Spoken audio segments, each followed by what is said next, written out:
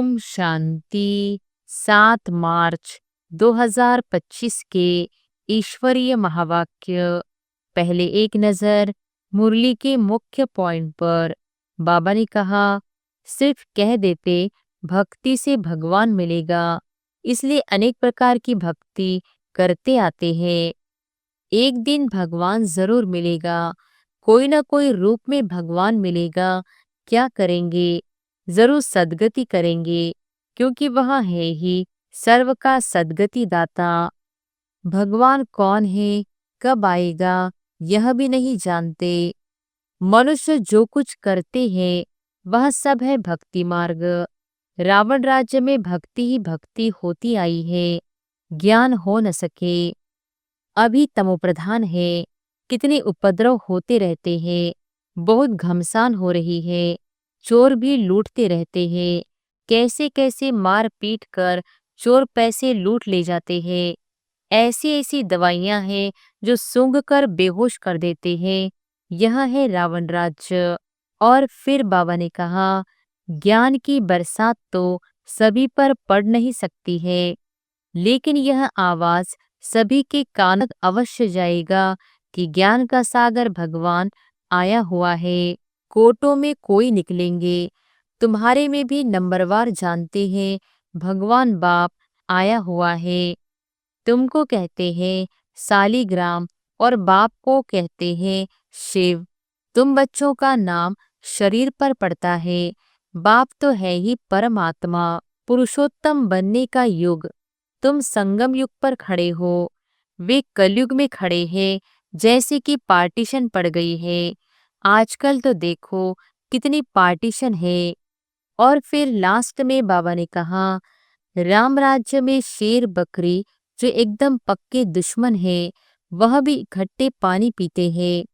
यहाँ तो देखो घर घर में कितना झगड़ा है, नेशन नेशन का झगड़ा, आपस में ही फूट पड़ती है, अनेक मतें हैं। दुनिया में आपस में सभी है लून पानी, एक दो को मारने में देरी नहीं करते। तुम ईश्वरीय औलाद तो क्षीरखंड होने चाहिए। तुम ईश्वरीय संतान देवताओं से भी ऊंच ठहरे। आसुरी गुण है तो वह फिर बाप का बच्चा तो कहला न सके। इसलिए कहा जाता है सद्गुरु का निंदक ठौर न पाए। और अब सुनते हैं महावाक्यों को विस्तार से। मुरली का सार। मीठे बच्चे, यह अनादि अविनाशी बना बनाया ड्रामा है। इसमें जो सीन पास हुई वह फिर कलप के बाद ही रिपीट होगी, इसलिए सदा निश्चिंत रहो। प्रश्न है, यह दुनिया अपनी तमोप्रधान स्टेज पर पहुंच गई है, उसकी निशानियां क्या है?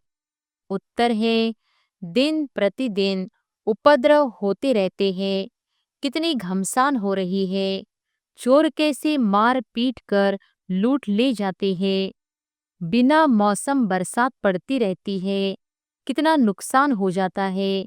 यह सब तमोप्रधानता की चिन्ह है। तमोप्रधान प्रकृति दुख देती रहती है। तुम बच्चे ड्रामा के राज को जानते हो, इसलिए कहते हो नथिंग न्यू। ओम शांति। अभी तुम बच्चों पर ज्ञान की वर्षा हो रही है। तुम हो संगम युगी और बाकी जो भी मनुष्य है वह सब है कलयुगी।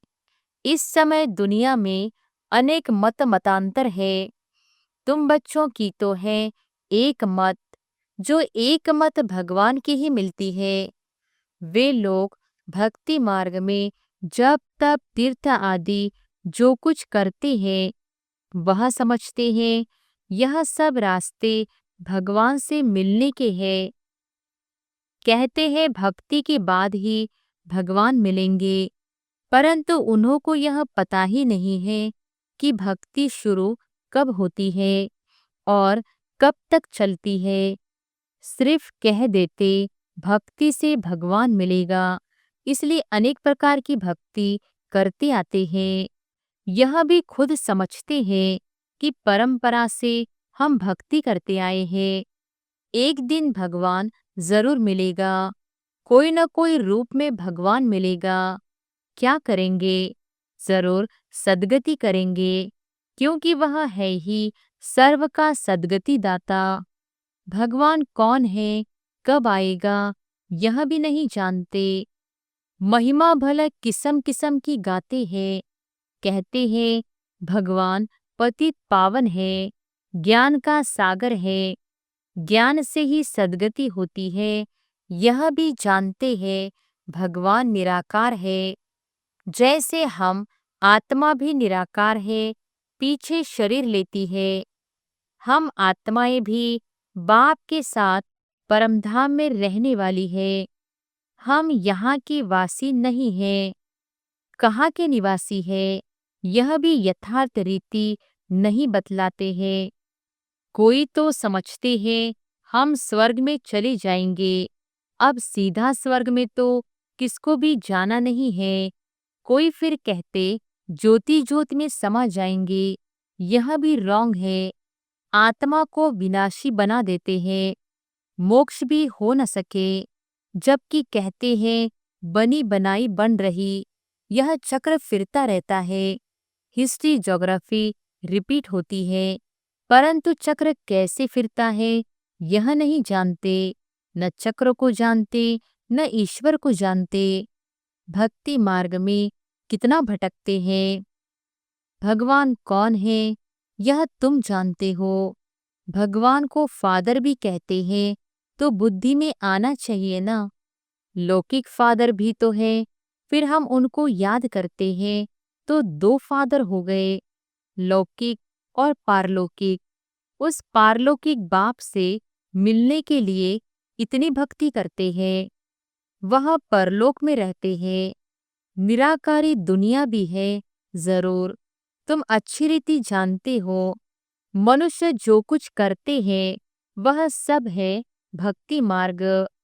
रावण राज्य में भक्ति ही भक्ति होती आई है, ज्ञान हो न सके।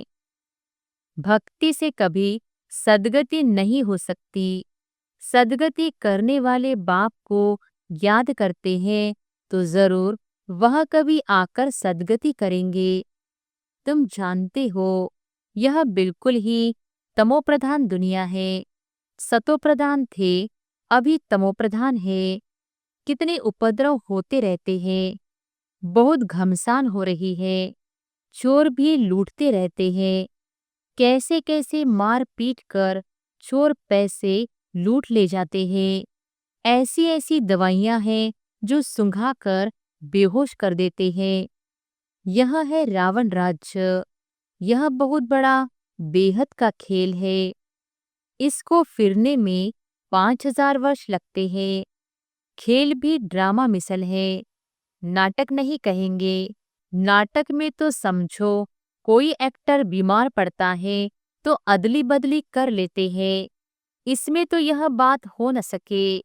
यह तो अनादि ड्रामा है ना। समझो कोई बीमार हो पड़ता है तो कहेंगे ऐसे बीमार होने का भी ड्रामा में पार्ट है। यह अनादि बना बनाया है। और किसको तुम ड्रामा कहो तो मूंझ जाएंगे। तुम जानते हो यह बेहद का ड्रामा है। कलब बात फिर भी यही एक्ट्रेस होंगे। जैसे अभी बरसात आदि पड़ती है, कलब बात फिर भी ऐसे ही पड़ेगी। यही उपद्रव होंगे। तुम बच्चे जानते हो ज्ञान की बरसात तो सभी पर पड़ नहीं सकती है, लेकिन यह आवाज सभी के कानों तक अवश्य जाएगा कि ज्ञान सागर भगवान आया हुआ है। तुम्हारा मुख्य है योग, ज्ञान भी तुम सुनते हो। बाकी बरसात तो सारी दुनिया में पड़ती है। तुम्हारे योग से स्थायी शांति हो जाती है। तुम सबको सुनाते हो कि स्वर्ग की स्थापना करने भगवान आया हुआ है, परंतु ऐसे भी बहुत हैं जो अपने को भगवान समझ लेते हैं। तो तुमको फिर कौन मानेगा? इसलिए बाप समझाते हैं कोर्टों में कोई निकलेंगे। तुम्हारे में भी नंबरवार जानते हैं, भगवान बाप आया हुआ है। बाप से तो वर्षा लेना चाहिए ना। कैसे बाप को याद करो वह भी समझाया है। अपने को आत्मा समझो। मनुष्य तो देह अभिमानी बन गए हैं। बाप कहते हैं मैं आता ही तब हूँ जब सभी मनुष्य आत्माएं पतित बन जाती हैं। तुम कितने तमोप्रधान बन गए हो। अब मैं आया हूँ तुमको सतोप्रधान बनाने। कल्प पहले भी मैंने तुमको ऐसे समझाया था। तुम तमोप्रधान से सतोप्रधान कैसे बनेंगे। सिर्फ मुझे याद करो। मैं आया हूँ तुमको अपना और रचना का परिचय देने। उस बाप को सभी याद करते ही है। रावण राज्य में आत्मा अपने बाप को याद करती है। बाप है ही अशरीरी, बिंदी है ना, उनका नाम फिर रखा गया है। तुमको कहते हैं सालीग्राम और बाप को कहते हैं शिव। तुम बच्चों का नाम शरीर पर पड़ता है। बाप तो है ही परम आत्मा, उनको शरीर तो लेना नहीं है।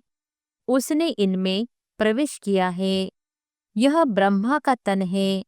इनको शिव नहीं कहेंगे। आत्मा नाम तो तुम्हारा है ही, फिर तुम शरीर में आते हो। वह परम आत्मा है, सभी आत्माओं का पिता। तो सभी के दो बाप हो गए, एक निराकारी एक साकारी। इनको फिर अलौकिक वंडरफुल बाप कहा जाता है। कितने ढेर बच्चे हैं। मनुष्यों को यह समझ में नहीं आता है।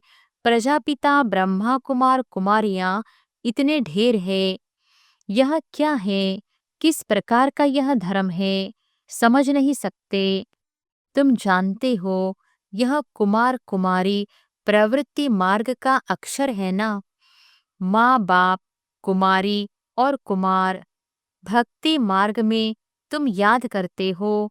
तुम मात पिता, अभी तुमको मात पिता मिला है। तुमको एडॉप्ट किया है।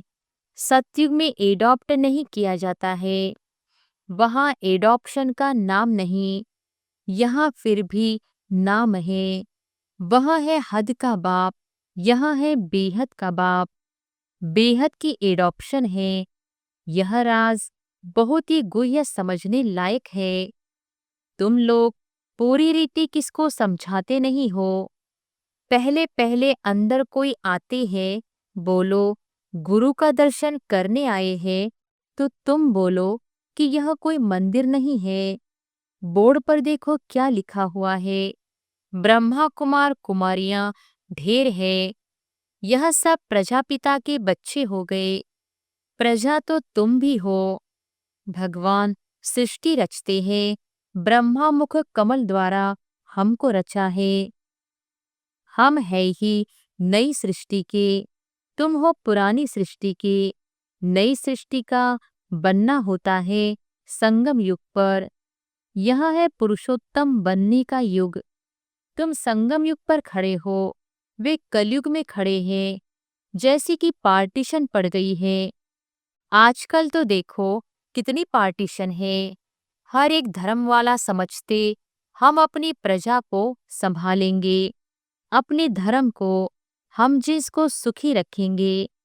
इसलिए हर एक कहते हैं हमारे स्टेट से यह चीज बाहर न जाए। आगे तो राजा का सारी प्रजा पर हुक्म चलता था। राजा को माई बाप अन्नदाता कहते थे। अभी तो राजा रानी कोई है नहीं, अलग अलग टुकड़े हो गए हैं। कितने उपद्रव होते रहते हैं। अचानक बाढ़ आ जाती है, भूकंप होते रहते हैं। यह सब है दुख का मौत। अभी तुम ब्राह्मण समझते हो कि हम सब आपस में भाई भाई हैं, तो हमें आपस में बहुत बहुत प्यार से क्षीरखंड होकर रहना है। हम एक बाप के बच्चे हैं, तो आपस में बहुत प्यार होना चाहिए। राम राज्य में शेर बकरी जो एकदम पक्के दुश्मन है, वहाँ भी इकट्ठे पानी पीते हैं। यहाँ तो देखो, घर घर में कितना झगड़ा है। नेशन नेशन का झगड़ा आपस में ही फूट पड़ती है। अनेक मतें हैं। अभी तुम जानते हो, हम सब ने अनेक बार बाप से वर्षा लिया है और फिर गंवाया है। अर्थात रावण पर जीत पाते हैं और फिर हारते हैं। एक बाप की श्रीमत पर हम विश्व के मालिक बन जाते हैं। इसलिए उनको ऊंचते ऊंच भगवान कहा जाता है। सर्व का दुख हरता, सुख करता कहा जाता है। अभी तुमको सुख का रास्ता बता रहे हैं। तुम बच्चे आपस में खीर खंड होने चाहिए। दुनिया में आपस में सभी है लून पानी, एक दो को मारने में देरी नहीं करते। तुम ईश्वरीय औलाद तो खीरखंड होने चाहिए। तुम ईश्वरीय संतान, देवताओं से भी ऊंच ठहरे। तुम बाप के कितने मददगार बनते हो, पुरुषोत्तम बनाने के मददगार हो। तो यह दिल में आना चाहिए, हम पुरुषोत्तम है तो हमारे में वह दैवी गुण है। आसुरी गुण है तो वह फिर बाप का बच्चा तो कहला न सके। इसीलिए कहा जाता है, सद्गुरु का निंदक ठौर न पाए। वह कलयुगी गुरु फिर अपने लिए कहकर मनुष्यों को डरा देते हैं। तो बाप बच्चों को समझाते हैं। सपूत बच्चे वह हैं जो बाप का नाम बाला करते हैं, क्षीर खंड हो रहते हैं। बाप हमेशा कहते हैं, क्षीर खंड बनो, लून पानी हो, आपस में लड़ो झगड़ो नहीं। तुमको यहाँ क्षीर खंड बनना है। आपस में बहुत लव चाहिए, क्योंकि तुम ईश्वरीय औलाद हो ना। ईश्वर मोस्ट लवली है, तब तो उनको सभी याद करते हैं। तो तुम्हारा आपस में बहुत प्यार होना चाहिए, नहीं तो बाप की इज्जत गंवाते हो। ईश्वर के बच्चे आपस में लून पानी कैसे हो सकते, फिर पद कैसे पा सकेंगे। बाप समझाते हैं, आपस में क्षीर खंड हो रहो। लून पानी होंगे तो कुछ भी धारणा नहीं होगी। अगर बाप के डायरेक्शन पर नहीं चलेंगे तो फिर ऊंच पद कैसे पाएंगे। देह अभिमान में आने से ही फिर आपस में लड़ते हैं। देही अभिमानी हो तो कुछ भी खिटपिट न हो। ईश्वर बाप मिला है तो फिर दैवी गुण भी धारण करने हैं। आत्मा को बाप जैसा बनना है। जैसे बाप में पवित्रता, सुख, प्रेम आदि सब है, तुमको भी बनना है। नहीं तो ऊंच पद पा नहीं सकते। पढ़कर बाप से ऊंच वर्षा पाना है। बहुतों का जो कल्याण करते हैं वही राजा रानी बन सकते हैं। बाकी दास दासियां जाकर बनेंगे। समझ तो सकते हैं ना, कौन कौन क्या बनेंगे। पढ़ने वाले खुद भी समझ सकते हैं। इस हिसाब से हम बाबा का क्या नाम निकालेंगे। ईश्वर के बच्चे तो मोस्ट लवली होने चाहिए, जो कोई भी देख खुश हो जाए। बाबा को भी मीठे वह लगेंगे। पहले घर को सुधारो, पहले घर को, फिर पर दूसरों को सुधारना है। गृहस्थ व्यवहार में कमल फूल समान पवित्र और क्षीरखंड होकर रहो। कोई भी देखे तो कहे, ओहो, यहाँ तो स्वर्ग लगा पड़ा है। अज्ञान काल में भी बाबा ने खुद ऐसे घर देखे हैं। 6-7 बच्चे शादी किए हुए सब इकट्ठे रहते हैं। सब सवेरे उठकर भक्ति करते हैं। घर में एकदम शांति लगी रहती है। यह तो तुम्हारा ईश्वरीय कुटुंब है। हंस और बगुला इकट्ठा तो रह नहीं सकते। तुमको तो हंस बनना है। लून पानी होने से बाबा राजी नहीं होगा। बाप कहेंगे, तुम कितना नाम बदनाम करते हो। अगर क्षीरखंड होकर नहीं रहेंगे तो स्वर्ग में ऊंच पद पा नहीं सकेंगे, बहुत सजा खाएंगे। बाप का बनकर फिर अगर लून पानी हो रहते हैं तो 100 गुना सजा खाएंगे। फिर तुमको साक्षात्कार भी होते रहेंगे कि हम क्या पद पाएंगे। अच्छा, मीठे मीठे सिक्के लधे बच्चों प्रति माता पिता बाप दादा का याद प्यार और गुड मॉर्निंग। रूहानी बाप के रूहानी बच्चों को नमस्ते। धारणा के लिए मुख्य सार। पहली पॉइंट, सदा ध्यान रहे हम ईश्वर के बच्चे हैं, हमें मोस्ट लवली होकर रहना है। आपस में कभी भी लून पानी नहीं होना है। पहले अपने को सुधारना है, फिर दूसरों को सुधारने की शिक्षा देनी है। दूसरी पॉइंट, जैसे बाप में पवित्रता, सुख, प्रेम आदि सब गुण है, ऐसे बाप समान बनना है। ऐसा कोई कर्म नहीं करना है जो सद्गुरु का निंदक बने। अपनी चलन से बाप का नाम बाला करना है। वरदान है, बाप और प्राप्ति की स्मृति से सदा हिम्मत उल्लास में रहने वाले एक रस अचल भव। बाप और प्राप्ति की स्मृति से सदा हिम्मत उल्लास में रहने वाले एक रस अचल भव। बाप द्वारा जन्म से ही जो प्राप्तियां हुई है उनकी लिस्ट सदा सामने रखो। जब प्राप्ति अटल अचल है तो हिम्मत और उल्लास भी अचल होना चाहिए। अचल के बजाय यदि मन कभी चंचल हो जाता है, वह स्थिति चंचलता में आ जाती है, तो इसका कारण है कि बाप और प्राप्ति को सदा सामने नहीं रखते। सर्व प्राप्तियों का अनुभव सदा सामने व स्मृति में रहे तो सब विघ्न खत्म हो जाएंगे। सदा नया उमंग, नया उल्लास रहेगा। स्थिति एकरस और अचल रहेगी। स्लोगन है, किसी भी प्रकार की सेवा में सदा संतुष्ट रहना ही अच्छे मार्क्स लेना है। अव्यक्त इशारे, सत्यता और सभ्यता रूपी कल्चर को अपनाओ। आप ब्राह्मण बच्चे बहुत बहुत रॉयल हो।